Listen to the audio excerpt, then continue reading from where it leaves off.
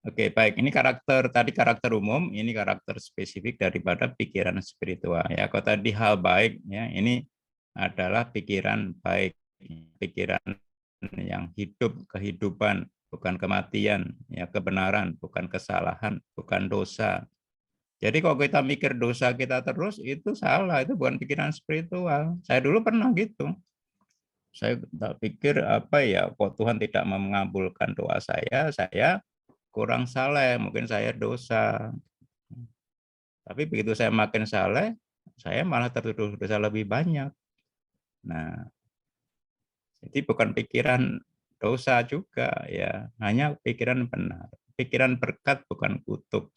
Pikiran yang mulia bukan yang hina, yang adil bukan yang zalim, pikiran tentang kenikmatan bukan kesengsaraan. Nah, kita tuh kadang-kadang kan ya sengsara itu baik dan sebagainya, pikiran empati itu tidak harus sengsara. Empati itu baik, sengsara itu nggak baik. Sukacita dan bukan duka cita, syukur bukan kufur, ya.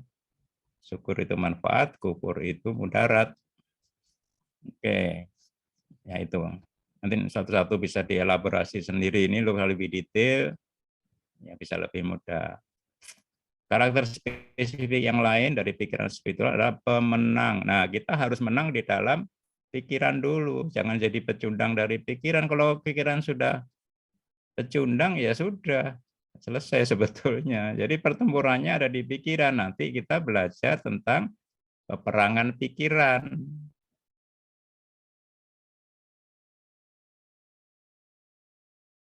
Ada lawannya. Itu lawannya kita tidak punya daging. Ya, pemenang itu adalah mikir solusi bukan masalah. Gimana caranya? Ya lahir dulu pikiran spiritual, nanti kalau enggak tanya melulu itu nanti.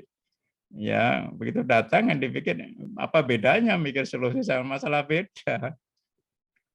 Enggak sama. Kan solusi itu ada masalah dulu. Iya.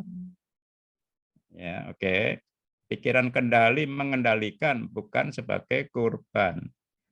Sebagai subjek bukan objek.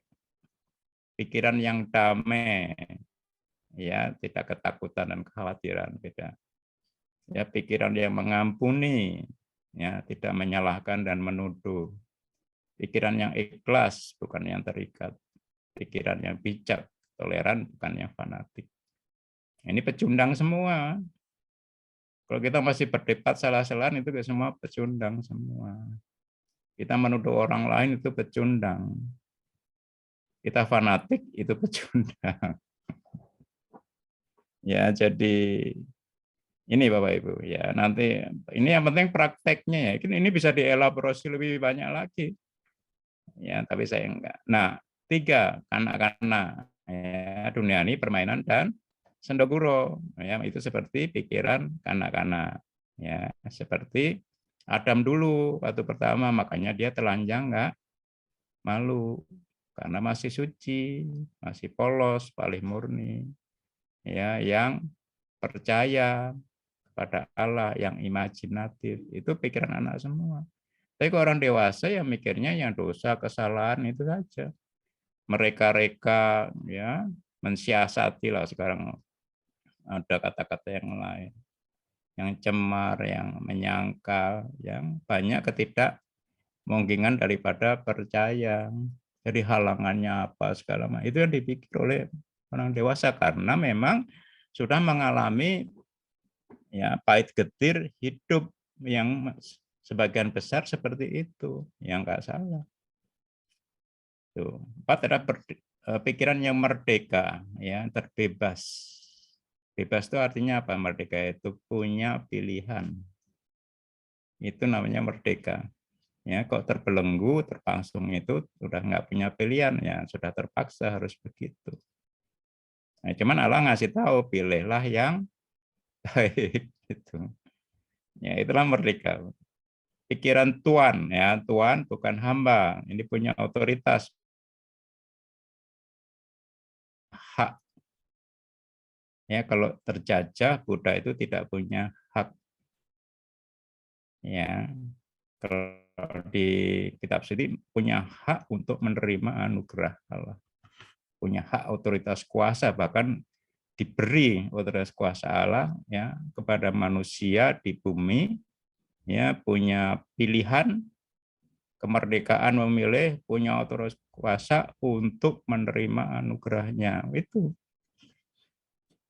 ya, makanya kita kan dijajah Belanda 3,5 abad, terus Jepang berapa 3,5 tahun di situ. Nah, itu merubah mentalitas itu perlu waktu dari generasi ke generasi. Jadi yang menyebabkan kita kenapa kita setelah merdeka tahun 45 sampai dengan hari ini kita bisa lihat kalau dibandingkan banyak daripada negara lain itu kecepatannya itu agak lambat karena kita dulu terjajah. Beda dengan bangsa yang nggak pernah terjajah.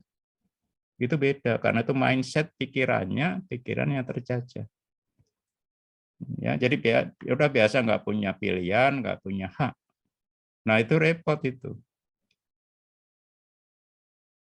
Oke, keenam, pikiran keputraan. Nah, putra bukan kemitraan ya, punya hak waris, punya hak milik.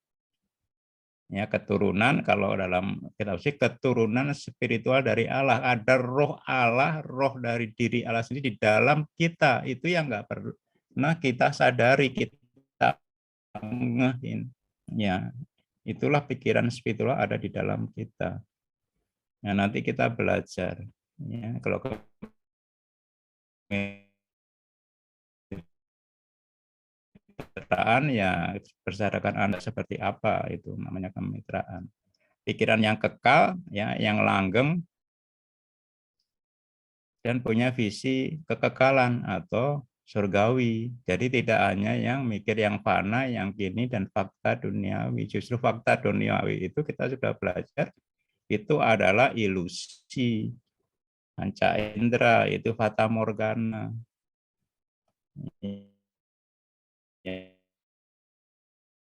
Nah, itu bisa dirubah dengan yang generatif, yaitu sebagai sumber atau sumur, sebagai benih yang punya kuasa multiplikasi. Satu benih bisa 100 kali, bisa 700 kali. Sebagai pembangkit, kalau ini istilah tekniknya penggerak mula, pembangkit itu. Ya, penggerak mula atau energi mula-mula itu pembangkit. Bukan yang degeneratif.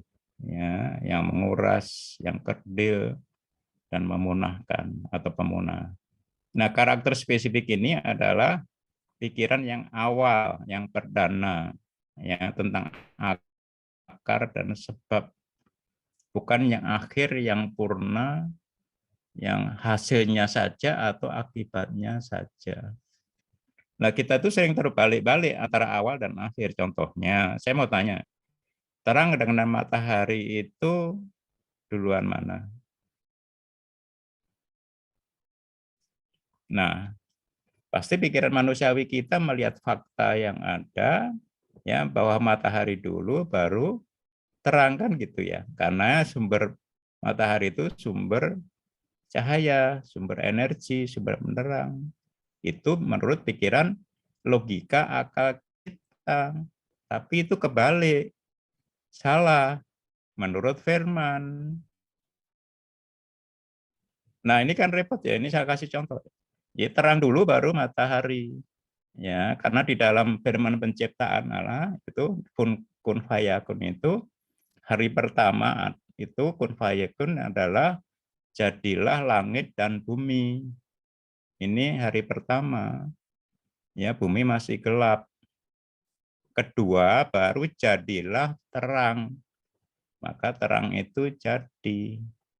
Nah, hari yang ketiga Allah berfirman, ya jadilah itu benda-benda di langit, matahari, bulan, dan bintang-bintang sebagai yang terbesar penanda hari, lebih kecil bulan penanda petang, dan bintang-bintang.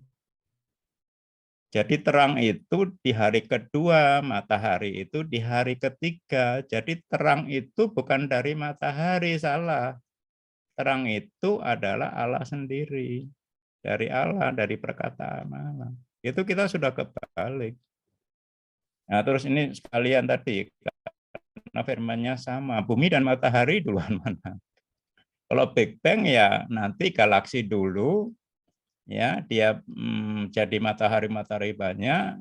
Nah, matahari keluar planet-planet termasuk bumi. Bumi terakhir bukan. Bumi dulu baru matahari karena bumi diciptakan di hari pertama. Jadilah langit dan bumi, tapi bumi masih kosong, gelap gulita, ya. Itu menutupi samudra raya itu tertutup oleh bumi seperti telur. Itu bumi yang pertama. Nah, matahari tadi dicipta di hari yang ketiga. Ya, satu hari Tuhan itu 1000 tahun kita.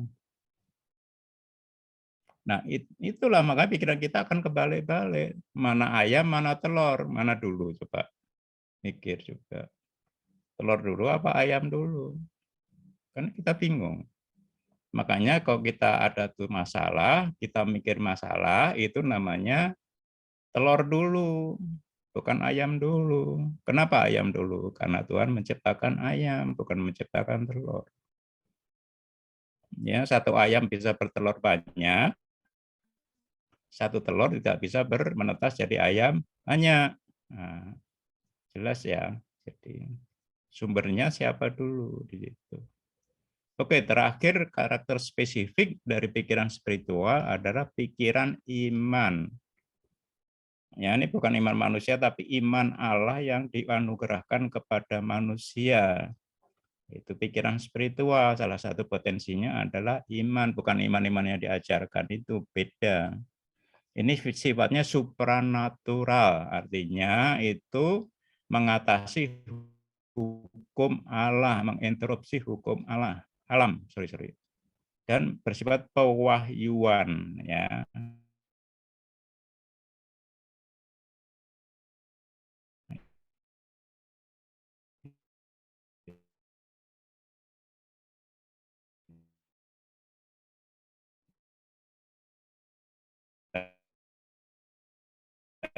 Jadi apa revelation, ya.